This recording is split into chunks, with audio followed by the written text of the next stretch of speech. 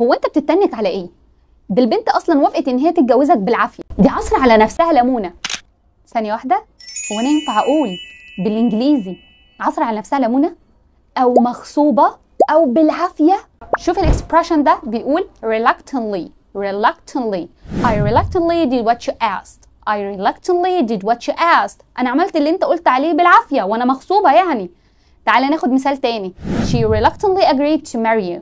She reluctantly agreed to marry you. يعني هي بالعافيه وافقت ان هي تتجوزك، فما تتنكش. قول لي بقى ايه الحاجه اللي انت بتعملها في حياتك ومغصوب عليها ومضطر ان انت تعملها، عصر على نفسك ليمونه. وهنستخدم الاكسبريشن reluctantly.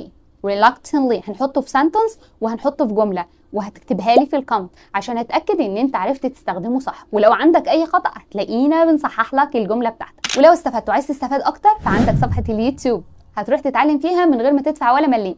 هتعلم ايه طيب؟ هتعلم الريدنج، هتعلم الرايتنج، هتعلم الاكسبريشنز جديده والفوكاب والايديومز، هتعلم ازاي اعمل شادوينج من موفيز وسيريز. فين اللينك طيب؟ وريني فين اللينك. اللينك تحت عندك في اول الكومنت. ولو انت حابب ان انت تعمل براكتس يوميا مع حد فاهمك وماشي كده بطريقه كاجوال من غير بقى طرق الاكاديميك القديمه بتاعت المدارس، يبقى انت محتاج تسال عن كورس بتاعنا. هتسيب كومنت او تبعت مسج عشان تعرف كل التفاصيل والاوفرز.